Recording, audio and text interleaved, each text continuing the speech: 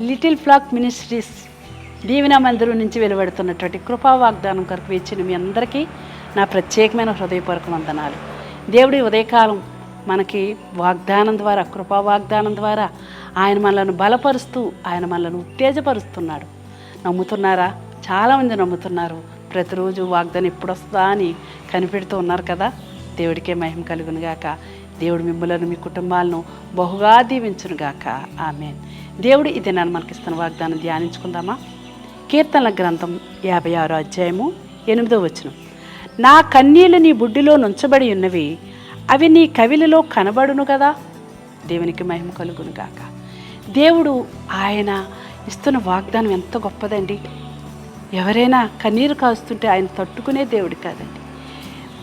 మన కన్నుల నుండి వస్తున్న ప్రతి కన్నీటి పొట్టుని కూడా ఆయన ఏం చేస్తున్నాడండి? ఆయన బుడ్డిలో దాస్తున్నాడటండి.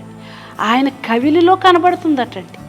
నిజంగా యోబుకు వచ్చిన శ్రమను బట్టి యోబు ఏం చేస్తున్నాడంటే, ఎవరింటికి వెళ్ళట్లేదండి, బంధువుల ఇంటికి వెళ్ళట్లేదు, స్నేహితుల ఇంటికి వెళ్ళట్లేదు, వాళ్ళకి చెప్పుకోవట్లేదు, వీళ్ళకి చెప్పుకోవట్లేదు. తన బాధ, తన కష్టమంతా ఏం చేస్తున్నాడంటే ఆయన సన్నిధిలో కూర్చుని దేవునికి మొరపెట్టుకుంటూ ఉన్నాడు, ప్రార్థన చేసుకుంటూ ఉన్నాడు, కన్నీరు కారుస్తూ ఉన్నాడు. కాబట్టి దేవుడు యోబుని దృష్టించాడు.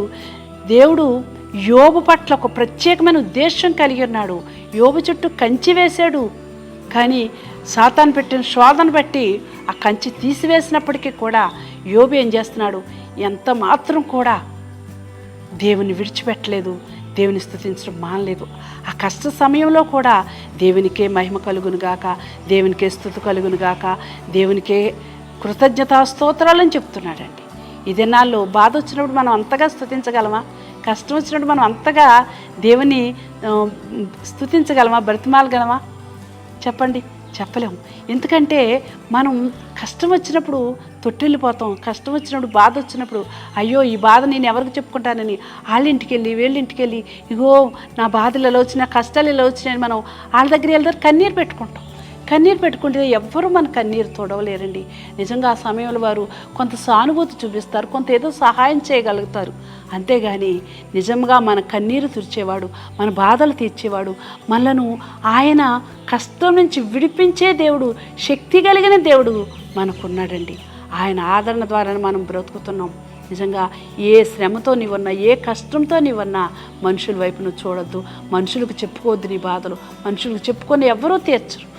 దేవుని సన్నిధికి వచ్చి దేవుని సన్నిధిలో మొరపెట్టుకున్నట్లయితే నిజంగా ఈ దీవెన మందిరానికి ఎంతోమంది ప్రజలు వస్తూ ఉంటారు. వాళ్ళు చాలామంది రకరకాల బాధలతో దేవుని సన్నిధిలో కన్నీరు కార్చి దుమ్ములు కొట్టుకుని, ప్రభువా ఈ బాధను తీర్చు, నా బాధ, నా కష్టం, నా శ్రమ ఇదిగో ఈ విధంగా ఉందని మొరపెట్టుకుంటున్నప్పుడు దేవుడు ప్రతి కన్నీరుని దృష్టిస్తున్నాడండి. ప్రతి కన్నీటి బొట్టుని ఆయన తుడవడానికి ఆయన మన వైపు తేరు చూస్తున్నాడు. ఈ మందిరంలో ఎంతోమంది కన్నీరు తుడిచి ఆదరించిన సాక్ష్యాలు మేము వింటూ ఉన్నాం, కన్నులారా చూస్తూ ఉన్నాం. దేవుడు నిజంగా ప్రేమమయుడు, గొప్ప దేవుడు. ఆయనకు మొరపెట్టిన వారికి, ఆయన నిజంగా మొరపెట్టిన వారికి సమీపంగా ఉంటానని వాగ్దానం చేస్తున్నాడు. నమ్ముతున్నావా? ఇది నువ్వు ఏ శ్రమలో ఉన్నావో, ఏ బాధలో ఉన్నావో, ఏ కష్టంలో ఉన్నావో మనుషుల వైపు చూడొద్దు, మనుషులను ఆశ్రయించొద్దు. దేవుని వైపు చూసి దేవుని సన్నిధిలో ఒక కన్నీరు బొట్టు కాల్చినట్టయితే దేవుడు తప్పకుండా ఆ కన్నీటిని తన బుడ్డిలోకి చేర్చుకుంటాడు. ఆ కష్టాన్ని నుంచి నేను విడిపిస్తాడు, ఆ బాధ నుంచి నేను విడిపిస్తాడు. ఇది ఎటువంటి కష్టం నీకున్నా దేవుడి సన్నిధిలో ప్రార్థన చేద్దాం. మహిమ కలిగిన దేవా, ఇదిగో ఈ కృపా వాగ్దానం వింటూ నీ కుమార్తె, నీ కుమారుడు ఏ కష్టంలో ఉన్నప్పటికీ, ఏ శ్రమలో ఉన్నప్పటికీ కూడా ప్రభువా దేవా నీ సన్నిధిలో ఒక కన్నీరు బొట్టు కారిస్తే తప్పకుండా నువ్వు చూస్తున్న దేవుడు, వింటున్న దేవుడు. ఆ కన్నీటిని ఇదిగో నా బుడ్డిలోనికి చేర్చుకుంటున్నాను, నా కవిలిలో దాచి ఉంచుతానని వాగ్దానం చేస్తున్నావయ్యా. ప్రతిఫలం ఇచ్చే దేవుడు, కష్టాన్ని తీర్చే దేవుడు.